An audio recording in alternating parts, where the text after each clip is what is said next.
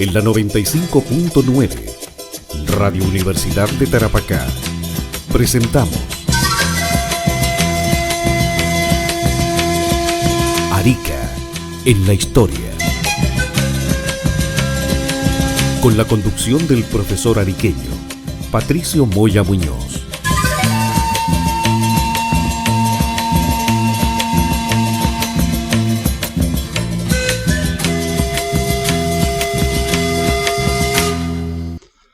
Hola. Tengan todos un muy buen día. Nos encontramos nuevamente en Radio Universidad de Tarapacá, en la 95.9 del dial, para un nuevo capítulo de su programa Arica en la historia. Esta semana hablaremos sobre la isla del Alacrán. Extraño es el nombre de nuestra isla, o mejor dicho, de nuestra península del Alacrán. Recordemos que desde 1964 ya no es una isla, debido a que fue unida al continente. Pero la duda que asalta a muchos es ¿por qué se llama del alacrán si en ella no hay escorpiones y tampoco tiene la forma de un alacrán? Pues bien, existe más de una versión que intenta explicar el por qué nuestra isla lleva el nombre de la isla Alacrán o isla del Alacrán. Primero, una versión transmitida oralmente es que provendría de la forma que tenía en los dibujos de mapas, pues en su costado norte, donde ahora está el club de yates, con su muelle y el malecón, se prolongaba con una forma de cola de rocas que volteaba paralela a la isla, apuntando hacia la costa, y que hacía a su silueta parecida a un escorpión o alacrán. Segundo, según otra leyenda, en los tiempos de la fiebre del guano, cuando éste era demandado por Europa para fertilizar sus campos, unos aventureros, o mejor dicho, unos piratas, se organizaron para ir a buscar un supuesto tesoro escondido en la isla, hallando en su lugar solo unos agresivos alacranes que le dieron el nombre a la isla. Hay que mencionar que en esos años estos pequeños escorpiones abundaban en la zona de Arica y todavía hoy los podemos encontrar en el Valle de Utah o en Azapa. Una tercera versión es la que da el investigador peruano nacido en Arica, don Rómulo Cúneo Vidal, quien afirmó que el nombre del islote proviene de ciertos ritos realizados por indígenas del interior de Azapa y de los faldeos del Morro. Estos representaban heroicas luchas contra monstruos con aspecto de escorpiones gigantes durante la fiesta de las Yayahuas, que en quechua significa alacranes. Estas ceremonias que después fueron mal vistas por los españoles en su afán evangelizador, por lo que los indígenas escondieron sus disfraces de yayahuas, de escorpiones, y atuendos rituales en la isla. Su descripción, aunque parece un poco rebuscada, ha sido acogida por investigadores profesionales y tomada como posible para explicar la toponimia del caso. Una vez revisado el posible origen del nombre de nuestra isla, su forma, la probable existencia de alacranes y un ritual prehispánico, revisemos cómo se ha vinculado la isla del Alacrán o península del Alacrán con la historia de Arica. Cuando hace más de 10.000 años atrás llegaron nuestros primeros ancestros a la zona de la actual Arica, tienen que haber visto la isla y seguramente les llamó la atención la enorme cantidad de aves que había en ella. Es difícil, pero no imposible, que estos pescadores arcaicos hayan llegado a nado a la isla, debido a que los 455 metros que la separan del continente estaban cruzados por un fuerte oleaje y corrientes marinas. Solo cuando fabricaron embarcaciones de 3 palos pudieron cruzar el mar más tranquilamente para llegar a ella. Los arqueólogos han encontrado en su superficie restos de arpones, ganchos y anzuelos. Ojo, ya no van a encontrar nada de esto porque ya fue extraído por los arqueólogos. Bueno, estos artículos tienen una datación que la aproximan hacia el siglo I y II después de Cristo. Se dice incluso que algunas de estas herramientas podrían haber servido para la caza de grandes cetáceos, como delfines y ballenas y lobos marinos. Muchos siglos después, producto de la evolución de los chinchorros, que pasaron a ser algunos enturbantados, otros se les conoció como lauchos y otras culturas costeras locales. Surgió finalmente la cultura de los camanchacos o comanchangos, o como fueron llamados por los españoles, los changos. Estos iban hasta la isla en sus embarcaciones de cuero de lobo inflado para recolectar y consumir mariscos, algas, peces y huevos de aves, que eran muy abundantes. Estos mismos changos eran quienes extraían el guano de la isla para comerciarlo con los agricultores de Utah, de Azapa y de los distintos valles costeros y del altiplano o de la precordillera. Además, el guano fue llevado durante siglos en caravanas de llamas, primero a Tiwanaku, después a los señoríos aymaras y finalmente al imperio inca. El cronista Pedro Ciesra de León, luego de pasar por las costas del Pacífico, parece ser el primero en mencionar la isla en sus crónicas del Perú de 1553, cuando se refiere a que sobre este morro hay una isla y junto a ella al puerto de Arica. También en el siglo XVI visitaron Arica piratas como Francis Drake y Thomas Cavendish. En el siglo siguiente le tocó a Joris van Spilbergen y más tarde Bartolomé Sharp con Joe Watling, quien murió en nuestra costa cuando atacó Arica. El fraile y misionero dominico Gregorio García estuvo en Arica en la segunda mitad del siglo XVI, narrando en sus crónicas que los indios iban en sus balsas de cuero de lobo inflado hasta la isla y otras rocas menores cerca de la costa, mencionando además que las versiones que se hacían por entonces del escudo de Arica se colocaban también balsas en la imagen. Estos mismos indios changos, expertos balseros y recolectores del guano, llamados guaneros de la isla, fueron los que conoció el desorejado Calvo de Barrientos. ¿Se acuerdan de ese? El ladrón al cual le cortaron las orejas. Y que años más tarde sitiaron y prendieron fuego a la nave San Pedro del piloto Pedro Gallegos, luego de salir del Callao y llegar a Arica en 1536, como parte de la expedición de Diego de Almagro. Durante el siglo XVII, nuestra isla fue llamada también Isla del Puerto, debido a que los barcos solían anclar al lado norte de ella, en su sotavento, para resguardarse de los vientos y olas. A partir del siglo XVIII se le llamó Isla del Guano, por sus covaderas, especialmente entre los viajeros del siglo XIX. Así, aparece como Isla Guano en el plano de Arica, sur de la costa de Perú, publicado en 1822 por el francés Joseph Lartigue. Por su parte, Amadeo Fraisier también la menciona en sus crónicas de 1713, aunque le llama Isla del Guano, y reclama por la fetidez que los excrementos de las aves como patillos y cormoranes provocaban en ella y que daban a la ciudad de Arica un pésimo olor. Cuando el pirata John Clipperton bombardeó Arica en 1721, todavía las principales defensas de la ciudad estaban en tierra firme y en el morro.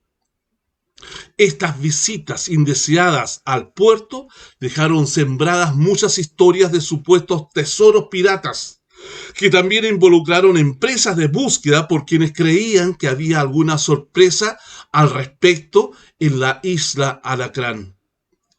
Aún durante el siglo XVIII, los marineros aprovechaban la calma del sector norte de la isla, la que además protegía parcialmente la bahía de Arica de los vientos predominantes, haciendo las veces de bloqueo, por lo que los barcos mercantes solían aglomerarse a sotavento de la isla Alacrán, muy cerca unas de otras en aquellos tiempos. Solo hacia los días de la rebelión de Túpac Amaru II y las revueltas de Simón Castillo a partir de 1781, cambió en algo la situación de la isla.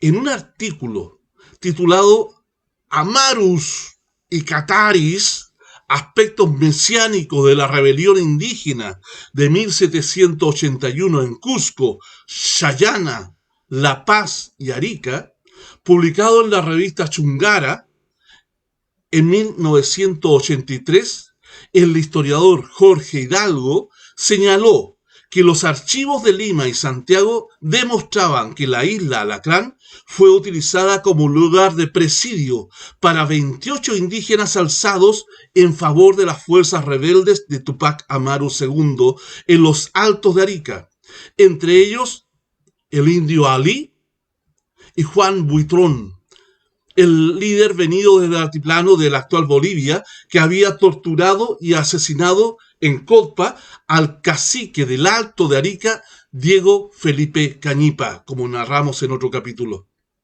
Los rebeldes estuvieron 14 días presos en la isla bajo el cuidado de un capitán de marina, siendo despachado después a la isla de Iquique y otros más revoltosos sencillamente a Lima. Tras estos incidentes, el corregidor Ordóñez comenzó a reforzar la defensa de la ciudad y hacia los mismos días el intendente de Arequipa, Álvarez y Toledo, planificó nuevas fortificaciones para el Morro, proponiendo cerrar el puerto de la Licera para evitar desembarcos y poner 4 cañones en la isla Alacrán, idea que después fue descartada por estimarse que la batería del Morro daba suficiente cobertura al mismo sector.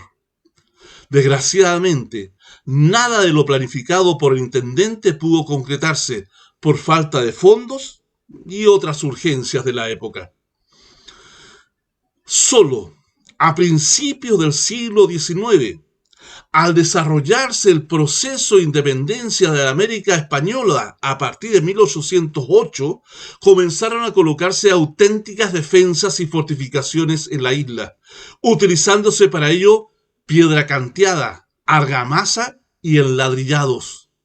Hacia 1822, el virrey del Perú, don José de la Serna, destacó una guarnición de Arequipa para la defensa de la ciudad desde la isla, al mando del coronel Juan Ramón Rodil, empleando para ello estas instalaciones, las que aún se mantenían durante la guerra contra España de 1865-1866, ocasión en la que se le instalaron 8 cañones de 15 pulgadas, ampliándose las construcciones para crear un espacio fortificado suficiente para un contingente de unos 150 hombres.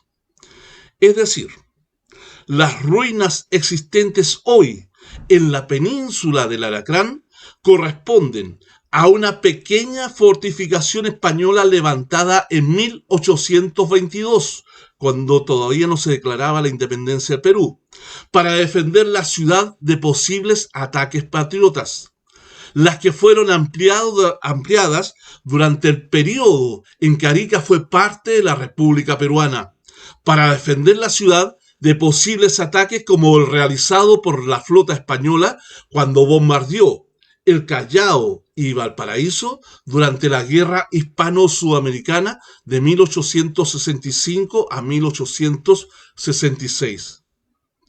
Estas fortificaciones que algunas leyendas han interpretado como restos de castillos coloniales, que no son castillos, solamente fue un pequeño fuerte construido al final del virreinato del Perú, se dividen en dos sectores reconocidos hoy por los arqueólogos.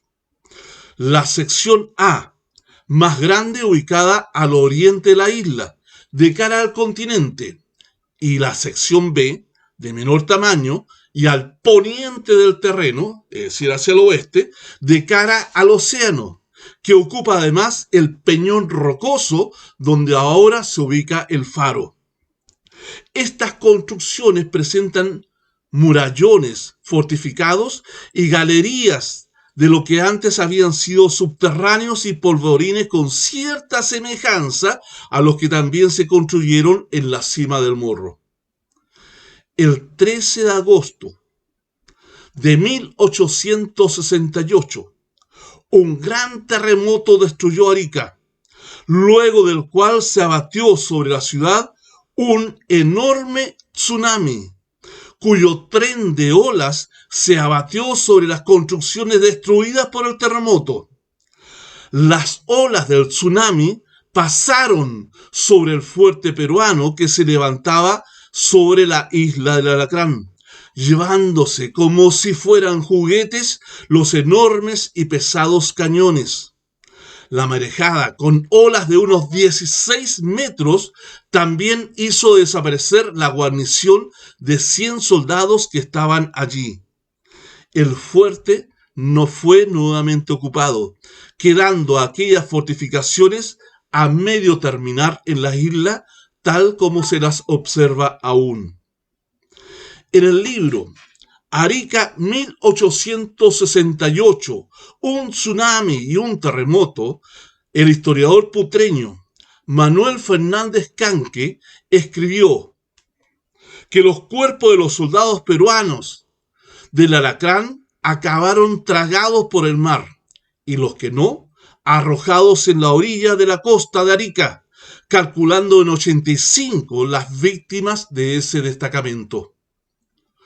Con el terremoto y tsunami del 13 de agosto de 1868 y el del 9 de mayo de 1877, las fortificaciones del Alacrán permanecieron abandonadas hasta 1879, al estallar la Guerra del Pacífico, ocasión en la que fueron reforzadas y dispuestas para la defensa peruana de la costa, especialmente cuando el presidente Mariano Ignacio Prado decidió establecer en Arica su dirección militar y administrativa. El coronel Leoncio Prado Gutiérrez instaló en la isla la división de torpedos de la Armada del Perú, las que había entregado al Perú Estados Unidos, cuya jefatura quedó en manos de don Pedro Ureta. La acción de los torpedos de la isla, junto a los cañones del monitor Manco Cápac, permitieron frustrar el primer intento chileno de ocupar Arica durante la batalla naval del 27 de febrero de 1880, ocasión en la que murió el capitán chileno Manuel Thompson. El historiador militar Arancibia Clavel hace notar, sin embargo, que la participación de la guarnición de la isla Alacrán en la posterior batalla de Arica del 7 de junio de 1880 fue más bien parcial y muy poco activa. Hay interesante información a este respecto, publicada por el profesor Hugo Ramírez Rivera en su artículo La isla Alacrán durante la Guerra del Pacífico, por si alguien quiere interiorizarse en ello, en un ejemplar de la revista Chungara del año 1984. Con la toma del Morro el 7 de junio de 1880 y vencidos los fuertes peruanos de la costa, Arica, junto a la isla Alacrán, pasan a manos chilenas. Pero los cataclismos no cesaron durante el siglo XIX y durante un fuerte temblor en la madrugada de 1895, la isla quedó unida al continente al retirarse el mar, causando el natural pánico entre los habitantes ariqueños, que aún recordaban las tragedias de 1868 y 1877, alertando a toda la población para escapar de lo que parecía un inminente nuevo tsunami. Sin embargo, la ciudad se salvó de la arremetida del océano, que no llegó a ser tan potente como se creyó en principio, aunque sí fue lo suficientemente fuerte como para arrojar contra los roqueríos de la isla a dos embarcaciones, la Santa Luisa y el San Carlos. El año 1913 se levantó hacia el centro de la isla, en el sector A de las ruinas de las fortificaciones que están allí, un faro no habitado, y después fue sustituido por otro más moderno y sólido, de operación automática para navegación y de 8 metros de altura. La misma estructura fue cambiada después al sector B de las fortificaciones sobre el morrillo de rocas al poniente de la isla, que dejó el haz de luz blanca sobre los 20 metros de altura, instalándoselo justo encima de un antiguo observatorio de vigilancia y defensa que era parte del fuerte levantado por Perú hacia 1866. Bajo esta misma roca, la más alta de la isla, se sitúa una gruta con un profundo y aterrador foso, cuyo acceso ha sido cerrado por una puerta metálica de barrotes, a la cual ya le sacaron un barrote y algunos jóvenes se meten. Otra leyenda ariqueña dice que en la isla había túneles conectándola con el morro y que eran usados por indígenas y luego por los hombres de la guarnición, señalándose que a este foso como una posible boca en ruinas de las míticas galerías. Sinceramente, yo no le doy ninguna credibilidad a esas historias de túneles. Hacia 1964, el Alacrán era una isla con gran abundancia de aves marinas, con el faro casi al centro de la misma y con un pequeño muelle por el lado poniente, hacia el sur. Sin embargo, ese año, 1964, la Junta de Adelanto inició las obras para conectarla al continente y evitar que el oleaje que corría desde el sur-oeste afectara al puerto que se estaba construyendo, dejando así de ser isla y transformándose en la actual península del Alacrán. Para construir el brazo que unió el Alacrán con el continente y el puerto de Arica, se dinamitó la ladera sur del morro para conseguir el material de relleno. Con esto desapareció la playa y el paseo de la Rambla, y además se construyó, como digo, el puerto y el brazo que une el Alacrán con el continente.